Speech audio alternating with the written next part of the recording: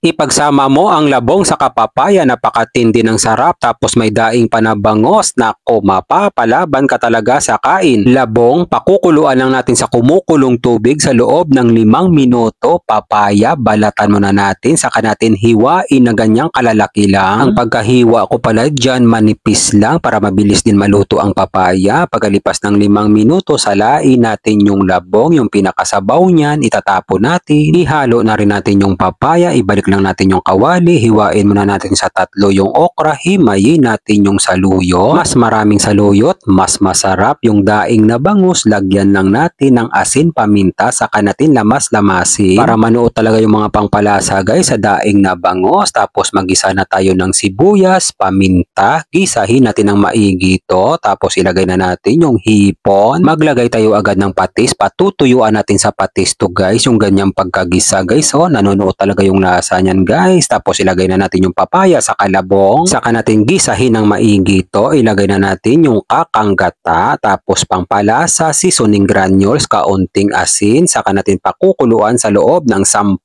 minuto. Habang hinihintay natin kumulo, iprito na natin yung daing na bangus. Yung ganyang pagkaprito guys. Ho! Wagas, ang sarap niyan, malutong. Pagkalipas ng 10 minuto, malambot na ang labong sa kapapaya. Tikman muna natin. Nako, kampiyon ang lasa, malinamnam, masarap, makrimi. Ilagay na natin yung okra, pakukuluan lang natin sa loob ng 3 minuto. Pagkalipas ng 3 minuto, ilagay na natin yung dahon ng saluyot. Bibigyan ko na lang to na mga ilang minuto guys. Yan na ang sinasabi ko sa inyo, magsaing kayo ng madami ha, dahil isang ektaryang kanin talaga ang mauubos mo. Maraming salamat nga pala sa ating mga followers sa palagi niyong panonood. Ingat po kayo palagi dyan kung saang lugar man kayo. Maraming salamat din sa ating mga kababayang OFW sa palagi niyong panonood. Ingat po kayo palagi dyan kung saang bansa man kayo at isasama ko kayo palagi sa mga panalangin ko. Pasalamatan muna natin sa itaas. Maraming salamat po sa biyaya na binibigay mo sa araw-araw. I-bless niyo po yung food na magiging silbing lakas sa katawan namin. Amen. Kain tayo guys. Kain Pinas. Naku!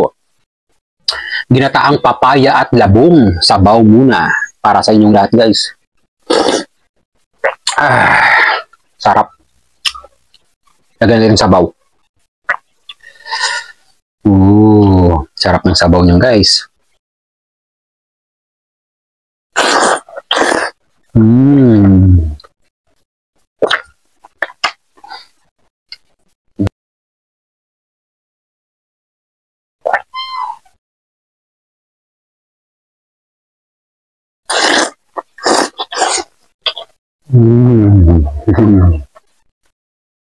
Sarap.